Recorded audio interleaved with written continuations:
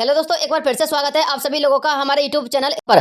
साथियों, आज के इस वीडियो में मैं आप सभी के लिए प्रदेश के मुख्यमंत्री बद्रीलाल शर्मा जी के द्वारा जारी किए गए कुछ नए दिशा निर्देशों के बारे में बताने वाला हूं। इसके अलावा साथियों कुछ योजनाओं के विषय में भी जानकारी दूंगा जिनमें कुछ बड़े बदलाव देखने को मिल रहे हैं। दोस्तों, आज के इस वीडियो में हम चर्चा करेंगे सरपंची के चुनावों के बारे में। जी हाँ साथियों, बहुत सारे लोग हमसे बार बार ये सवाल करते हैं कि सर 2025 में सरपंची के चुनाव कब होंगे। तो दोस्तों, आज की इस वीडियो में मैं आपको विद डेट बताने वाला हूं कि सरपंची के चुनाव कब होंगे। इसके संबंध में अपडेट देखिएगा और चुनाव प्रक्रिया में क्या बदलाव हुए वो भी आप लोग देख लेना। इसके अलावा साथियों, पेंशनधारियों को लेकर एक बड़ी अपडेट निकलकर सामने आ रही है। राजस्थान के जितने भी पेंशनर्स हैं, भले वो वृद्धा कैंडिडेट हो या फिर दिव्यांग या फिर विकलांग या विधवा कैंडिडेट हो, उन्हें सभी के लिए अब दस्तावेजों संबंधी समस्या को हमेशा के लिए खत्म किया जाने वाला है। इसके अलावा साथियों, आपको ये भी पता होना चाहिए कि अब आपको हर महीने पेंशन वितरित होती रहेगी और पेंशन में अभिवृद्धि भी होना तय हो चुका है। तो इसको लेकर भी एक बड़े अपडेट आ रहे हैं, वो भी आप लोग इस वीडियो में देखना। और साथियों, राजस्थान के जितने भी किसान भाई थे उन्हें सभी के लिए भी एक खास अपडेट है। आप लोग हमसे बार बार ये सवाल पूछते हैं कि सर राजस्थान में किसान सम्मान निधि योजना की जो दूसरी किस्त है उसका वितरण कब तक होगा और कितने रुपए आपको मिलने वाला है और कौन कौन से किसान इसमें पात्र रहेंगे, इसके संबंध में कुछ अपडेट दीजिएगा। तो दोस्तों, आज के इस वीडियो में मैं आप सभी के लिए राजस्थान किसान सम्मान निधि योजना, जो कि मुख्यमंत्री किसान सम्मान निधि योजना के नाम से जानी जाती है, उसके विषय में भी विस्तार से बताने वाला हूँ। इसके अलावा साथियों, एनएफएसए यानी कि राजस्थान खाद्य सुरक्षा योजना की तरफ से भी नए दिशा निर्देश आए हैं, जिसमें साथियों उज्ज्वला गैस कनेक्शन की एलपीजी आईडी और राशन कार्ड धारकों के लिए जो वितरित होता है हर महीने गेहूं यानी कि राशन वितरित होता है, उसके संबंध में कुछ बड़ी अपडेट देखने को मिल रही है। तो चलिए दोस्तों, वीडियो को शुरू करते हैं, एक एक स्टेप को अच्छी प्रकार से समझ लेते हैं। साथियों, सबसे पहले मैं आप लोगों के लिए जो राशन कार्ड धारकों के संबंध में एक बड़ा अपडेट आ रहा है ना, उसके विषय में जानकारी दे देता हूं। तो दोस्तों, ये तो आप लोगों को 5 नवंबर को ही पता चल गया था। यदि आप लोग नवंबर के महीने में एलपीजी आईडी को राशन कार्ड से लिंक नहीं करवाओगे या फिर राशन कार्ड की ई केवाईसी नहीं करवाओगे तो आपको नवंबर के इस महीने का गेहूं नहीं मिलेगा, यानी कि राशन नहीं मिलेगा। और ये साथियों आप लोग अपडेट यहाँ पर पढ़ भी सकते हैं, यानी कि एलपीजी आईडी की सीडिंग नहीं करवाई तो गेहूं नहीं मिलेगा। साफ साफ दिशा निर्देश दिए गए थे। लेकिन साथियों, आपको ये भी पता होगा, जब से इस अभियान को शुरू किया गया था तो राजस्थान के अंतर्गत ये देखा गया था कि जितने भी राशन कार्ड धारक है उन्हें सभी में से यानी कि 100% राशन कार्ड धारक मान के चलिए, तो उसमें से मात्र 30% राशन कार्ड धारकों ने अपनी एलपीजी आईडी को लिंक करवाया और ई केवाईसी का कार्य संपन्न किया था। यानी कि लगभग 70% राशन कार्ड धारक ऐसे थे जिनका यह काम पूरा नहीं हो पाया। और कुछ लोगों का काम तो इसलिए पूरा नहीं हो पा रहा है क्योंकि उनके पास समय पर्याप्त नहीं है, क्योंकि आपको भी पता होगा इसको सीडिंग करवाने की लास्ट तिथि 30 नवंबर निर्धारित की गई है। लेकिन साथियों, अब आपको घबराने की आवश्यकता नहीं है। यदि आपकी एलपीजी आईडी को लिंक नहीं किया गया है और राशन डीलर ने आपको गेहूं नहीं दिया है तो आपको चिंता करने की कोई आवश्यकता नहीं है। नवंबर के महीने का आपको राशन मिलेगा और आपका राशन डीलर आपको राशन देगा। क्योंकि दोस्तों, आप लोग यहाँ पर एक न्यूज़पेपर के आर्टिकल के माध्यम से पढ़ सकते हैं। वैसे तो मैंने आपको ये अपडेट आज से 4 दिन पहले ही दे दी थी, लेकिन फिर भी आज आप लोग ऑथेंटिक अपडेट देख लीजिएगा। किशनगढ़ में 7000 की ई केवाईसी नहीं हो पाई, अगले माह से नहीं मिल पाएगा राशन, ऐसी एक अपडेट आई है। अब इसको पढ़िएगा। खाद्य सुरक्षा योजना में शामिल परिवारों को ई केवाईसी करवाना जरूरी है। अब तक जिन परिवारों ने ई केवाईसी नहीं कराई है उन्हें इस माह का गेहूं तो मिल जाएगा, यानी कि नवंबर महीने का गेहूं मिल जाएगा। जबकि साथियों, दिशा निर्देश ये आ रहे थे कि इस माह का गेहूं नहीं मिलेगा। अब आप लोग को तो पढ़ लीजिएगा, उन्हें इस माह का गेहूं मिल जाएगा, लेकिन अगले माह का राशन और सब्सिडी वाला सिलेंडर नहीं मिल सकेगा। यानी कि यदि आप लोगों ने एलपीजी आईडी को लिंक नहीं करवाया या फिर ई केवाईसी नहीं करवाई तो नवंबर के महीने का गेहूं मिलेगा और आपको एलपीजी आईडी का सिलेंडर भी मिलेगा। लेकिन साथियों, आपको अगले माह से यानी कि दिसंबर महीने से ना तो गेहूं मिलेगा और ना ही आपको सिलेंडर मिलेगा, ऐसी उन्होंने अपडेट दिया है। यानी कि साथियों, एलपीजी आईडी को लिंक करने की तिथि को अब बढ़ाया जाएगा और दोस्तों ई केवाईसी की तिथि को तो यहाँ पर 31 दिसंबर ऑलरेडी कर दिया गया है। तो साथियों, नए दिशा निर्देश आ रहे थे जो मुझे आप लोगों तक पहुंचाने थे और भी आप लोग यहाँ से पढ़ सकते हैं। किशनगढ़ उपखंड में 7000 से ज्यादा उपभोक्ता ऐसे हैं जिन्होंने अभी तक ई केवाईसी नहीं कराई है। यहाँ के करीब 700 से ज्यादा श्रमिक उपभोक्ता तो आजीविका के लिए विदेश में रह रहे हैं, यानी कि वो विदेश से ई केवाईसी करवाने के लिए नहीं आ सकते। खाद्य सुरक्षा सूची में शामिल एक भी परिवार का सदस्य केवाईसी से छूटा तो पूरा परिवार राशन से वंचित हो जाएगा, ये विभाग ने दिशा निर्देश दिए थे। हालांकि राशन विभाग ने डीलरों को परफॉर्मा दिया है जिसके तहत ई केवाईसी नहीं कराने वाले उपभोक्ताओं के 5 कारण लिखकर विभाग को भेजे जाएंगे। विभाग कारण जानने के बाद ही ई केवाईसी बंद करवाने की कार्रवाई करेगा। तो दोस्तों, ये बड़ी अपडेट आ रही थी। यदि आप लोग किसी भी कैंडिडेट की ई केवाईसी नहीं करवा सकते या फिर वो विदेश काम करता है या फिर अन्य राज्य में काम करता है तो आप लोग अपने नजदीकी जो राशन डीलर है ना उसके पास जाइएगा और उसको 5 कारण बताइएगा कि किस वजह से वो ई केवाईसी नहीं करवा सकते। उन 5 कारणों को आपका राशन डीलर ऊपर विभाग के लिए भेजेगा और विभाग आप लोग के जो कैंडिडेट ई केवाईसी से छूट गया था उस कैंडिडेट की ई केवाईसी करवाने के लिए आपको बाध्य नहीं करेगा और ना ही आपका राशन कटेगा, ना ही आपका गैस कनेक्शन कटेगा। ठीक है ना। अब बात करते हैं साथियों आप लोग की अगली अपडेट की। दोस्तों, अगली अपडेट आप लोग की आधार सीडिंग, ई केवाईसी सीडिंग और एलपीजी आईडी की मैपिंग के स्टेटस जानने की है। बहुत सारे लोग ये कहते हैं सर हमको ये कैसे पता चलेगा कि आधार सीडिंग हो रखी है नहीं, ई केवाईसी या फिर एलपीजी आईडी की मैपिंग हो रखी है नहीं, हम स्टेटस कैसे चेक करें। तो साथियों, स्टेटस आप लोग अपने मोबाइल से ही कर सकते हैं। एक छोटा सा प्रोसीजर होता है, उस प्रोसीजर के संबंध में मैंने आपको अलग से एक वीडियो बना रखा है। उस वीडियो का लिंक मैं आपको इसके डिस्क्रिप्शन बॉक्स में डाल दूंगा, वहां से क्लिक करके देख लेना कि किस प्रकार से आप लोग स्टेटस चेक करोगे कि एलपीजी आईडी को यहाँ पर लिंक किया गया है या फिर नहीं, या फिर आधार सीडिंग ई केवाईसी हो रखी है या फिर नहीं। ठीक है ना। तो उसका लिंक मैं आपको डालूंगा, उस पर क्लिक करके वीडियो देख लेना। अब बात करते हैं साथियों राजस्थान के अंतर्गत एक और बड़ी अपडेट के बारे में जो कि सरपंची के चुनावों को लेकर है। जी साथियों, राजस्थान में 2025 के अंतर्गत जो सरपंची के चुनाव होने वाले हैं उनकी तिथि को लेकर अभी संशय का विषय बना हुआ है। लेकिन साथियों आपको जानकर खुशी होगी, राजस्थान में सरपंची के चुनाव जल्दी ही होने वाले हैं, क्योंकि साथियों एक नोटिफिकेशन जारी किया है, वो नोटिफिकेशन मैं आपको बता दूंगा।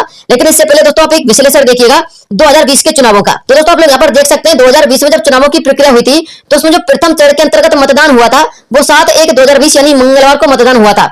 इसके अलावा मतगणना भी आप लोग देख सकते हैं 17/1/2020 यानी कि 17 जनवरी को मतगणना हुई थी। तो साथियों कहने का मतलब यह है कि जनवरी के महीने में ही मतदान हुआ था और जनवरी के महीने में ही मतगणना हुई थी। 2020 का मैं आपको अपडेट दिखा रहा हूँ, ठीक है ना। तो साथियों यदि हम 5 साल काउंट करें, क्योंकि जो सरपंची का चुनाव होता है वो 5 साल के बाद रिपीट होता है, तो दोस्तों ये स्वाभाविक सी बात है कि जब जनवरी के महीने में 2020 के अंतर्गत चुनाव हुआ था सरपंची के और उसी समय मतगणना हुई थी, तो साथियों 15 से लेकर के 20 जनवरी के बाद आप लोग के फिर से 2025 के अंतर्गत चुनाव होने वाले हैं। लेकिन साथियों एक बड़ी अपडेट आ रही थी कि या तो अंतिम जनवरी के आसपास आपके चुनाव हो जाएंगे सरपंची के, या फिर आप लोगों के लिए फरवरी के महीने में चुनावों की प्रक्रिया देखने को मिलेगी, यानी कि सरपंची के चुनाव फरवरी के पहले सप्ताह में या फिर जनवरी के अंतिम सप्ताह के आसपास यहाँ पर आयोजित करवाने की पूरी संभावना है। साथ ही ये अपडेट हम आपको क्यों दे रहे हैं दोस्तों, अपडेट इसलिए दे रहे हैं क्योंकि चुनाव आयोग के माध्यम से एक नोटिफिकेशन जारी किया गया था 26/11/2024 को, आप लोग यहाँ पर देख सकते हैं। साथियों इसमें साफ साफ दिशा निर्देश दिए गए थे, उनको पढ़िएगा। उन्होंने विषय में यह लिखा था कि पंचायती राज संस्था के निर्वाचन के लिए मतदान केंद्रों की स्थापना के संबंध में, और ये जो प्रसंग है वो आयोग का पत्र क्रमांक 1586 दिनांक 10/5/2019 को यहाँ पर संलग्न किया गया है। यानी कि साथियों उन्होंने कहा कि जो पंचायती राज के चुनाव होने वाले हैं उनके लिए जो मतगणना होगी उनके केंद्रों की स्थापना की जानी है। अब मतदान केंद्रों की स्थापना की जा रही है तो ये तो आपको स्वाभाविक रूप से पता होगा 3 से लेकर 4 महीने पहले ही चुनावों की जो प्रक्रिया होती है उसकी तैयारियां शुरू हो जाती है। तो दोस्तों जनवरी और फरवरी के आसपास जो सरपंची के चुनाव है वो यहाँ पर संपन्न किए जा सकते हैं। और दोस्तों ऐसी अपडेट भी आ रही है इस आर्टिकल को, यदि इस नोटिफिकेशन को हम अच्छे प्रकार से रीड आउट करें तो, ठीक है ना। तो दोस्तों इसके संबंध में आपको अलग से डिटेल पूरा वीडियो बना दूंगा, लेकिन फिलहाल के तौर पर आप लोग मोटा मोटी तौर पर यही जान लीजिएगा, ठीक है। अब बात करते हैं साथियों आप लोग की सबसे बड़ी अपडेट के बारे में, जो कि राजस्थान के किसान भाइयों के लिए निकलकर सामने आ रही थी। वो साथियों राजस्थान किसान सम्मान निधि योजना की दूसरी किस्त के बारे में है। जी हाँ साथियों आप लोग आर्टिकल पढ़िएगा ताकि आपके सारे डाउट क्लियर हो जाए। राजस्थान के किसान मुख्यमंत्री किसान सम्मान निधि योजना की दूसरी किस्त का बड़ी बेसब्री से इंतजार कर रहे हैं। हालांकि यह इंतजार अब जल्द ही समाप्त होने वाला है। जानकारी के लिए आपको बता दें राजस्थान में केंद्र की तरह ही किसान सम्मान निधि योजना के तहत 2000 रुपए की आर्थिक सहायता प्रदेश के सभी किसानों को दी जाती है, जिसके अंतर्गत यह राशि 3 किस्तों में वितरित होती है, जिसमें पहली किस्त के दौरान 1000 रुपए तथा अन्य 2 किस्तों के दौरान 500 रुपए की जो किस्त होती है वो किसानों के खाते में ट्रांसफर की जाती है। यानी कि 3 किस्तों का जो प्रक्रम होता है वो कुछ इस प्रकार का होता है जो मैं अभी आप लोगों के लिए लिख रहा हूँ। पहली किस्त में 1000 रुपए, दूसरी में 500, तीसरी में भी आपको 500 रुपए का भुगतान किया जाता है। और जो पहली किस्त के 1000 रुपए ट्रांसफर किए गए थे उसका आप लोग यहाँ पर आर्टिकल देख लीजिएगा। आप लोग इसको रीड आउट करना चाहते तो इसको भी पढ़ सकते हैं, ठीक है ना। इसके अलावा साथियों इसमें आगे क्या लिखा हुआ है वो भी देखिएगा। राजस्थान के किसानों को मुख्यमंत्री किसान सम्मान निधि योजना की पहली किस्त का वितरण 30 जून 2024 को किया गया था। इसमें सभी किसानों के लिए 1000 रुपए की धनराशि वितरित की गई थी। हालांकि अब की बार किसानों के खाते में दूसरी किस्त के तहत 500 रुपए की धनराशि वितरित की जाएगी, परंतु जिन किसानों के लिए पहली किस्त का पैसा ट्रांसफर नहीं किया गया था उन्हें सभी को 1500 रुपए का भुगतान भी किया जाएगा, क्योंकि साथियों पहली किस्त के 1000 रुपए और दूसरी किस्त के 500 रुपए, तो दोस्तों कुल मिलाकर 1500 रुपए होते हैं, ठीक है ना। पीएम किसान सम्मान निधि योजना की 19वीं किस्त के दौरान 75 लाख किसानों के खाते में 2000 रुपए की धनराशि ट्रांसफर की गई थी।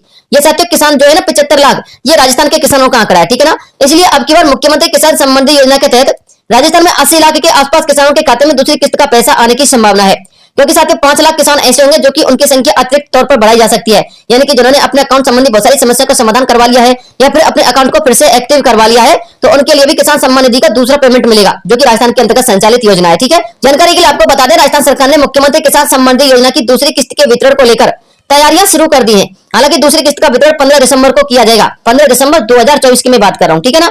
राजस्थान में सभी जिला कलेक्टर्स ने अपने क्षेत्र के किसानों को नोटिस जारी करते हुए अपने किसान सम्मान निधि खाते संबंधी विभिन्न प्रकार की समस्याओं का निदान करने के निर्देश दिए हैं, ताकि 15 दिसंबर को किसान सम्मान निधि वितरण के समय सभी पात्र किसानों के खाते में दूसरी किस्त का भुगतान आसानी से किया जा सके और सभी किसानों को इसका लाभ मिल सके। यानी कि साथियों कलेक्टर्स महोदय ने आप लोगों के लिए निर्देश जारी कर दिए हैं। दोस्तों आप लोग अपने क्षेत्र के नोडल अधिकारी के पास संपर्क करके अपने अकाउंट को एक्टिव करवा सकते हैं और अपने किसान सम्मान निधि अकाउंट में जितनी भी समस्या है उन्हें नोडल अधिकारी को आप लोग बता सकते हैं। और नोडल अधिकारी का जो आपको कॉन्टैक्ट नंबर मिलता है वो पीएम किसान सम्मान निधि योजना की ऑफिशियल साइट पर मिलता है, ठीक है ना। तो दोस्तों ये अपडेट थी आप लोग के संबंध में जो कि किसान सम्मान निधि योजना को लेकर आ रही थी। अब बात करते हैं राजस्थान सामाजिक सुरक्षा पेंशन योजना को लेकर किए गए कुछ बड़े बदलावों के बारे में और कुछ नए दिशा निर्देशों के बारे में। दोस्तों ये तो आप सभी लोगों को पता है कि राजस्थान के अंतर्गत जो पेंशन योजना है उसमें सभी पेंशनधारियों को समय पर पेंशन प्राप्त नहीं हो रही है। इसके अलावा बहुत सारे पेंशनधारी ऐसे जिनके खाते में किसी न किसी प्रकार की कोई समस्या है जिसके चलते उन्हें समय पर पेंशन प्राप्त नहीं हो रही और पिछले 6 से लेकर 8 महीने का पेंशन का पैसा अटका हुआ है। तो दोस्तों आप लोग के संदर्भ में एक बड़ा अपडेट निकल के सामने आया है। हाई कोर्ट ने नए दिशा निर्देश दिए हैं। हालांकि ये अपडेट मैंने आपको पिछले वीडियो में बता दी थी, लेकिन फिर से आप लोग डिटेल पूर्वक देखिएगा। यहाँ पर आप लोग पढ़ सकते हैं वृद्धा को पेंशन नहीं मिली तो हाईकोर्ट ने कहा कि यह कैसा संविधान दिवस है, क्योंकि 26 नवंबर को संविधान दिवस मनाया गया था और 26 नवंबर को बहुत सारी सुनवाइयां भी हुई थी हाईकोर्ट के अंतर्गत। अब आप लोग डिटेल पढ़िएगा। दिवंगत पति की जगह पेंशन की हकदार 95 वर्षीय विधवा को 5 माह से सिर्फ इसलिए पेंशन जारी नहीं की जा रही क्योंकि उसका बैंक खाता नहीं खुल पाया। खाता नहीं खोलने के कारण आधार जन आधार न होना बताया गया है। यह मामला हाईकोर्ट पहुंचा तो कोर्ट ने न केवल बुजुर्गों की मदद के लिए सहायता केंद्र व पॉलिसी बनाने की बात कही, बल्कि मौखिक रूप से यहाँ तक कह दिया कि कैसा श्रमदान दिवस मना रहे हो। कोर्ट ने राज्य सरकार को नोटिस जारी करते हुए 17 दिसंबर तक जवाब मांगने के निर्देश दिए हैं।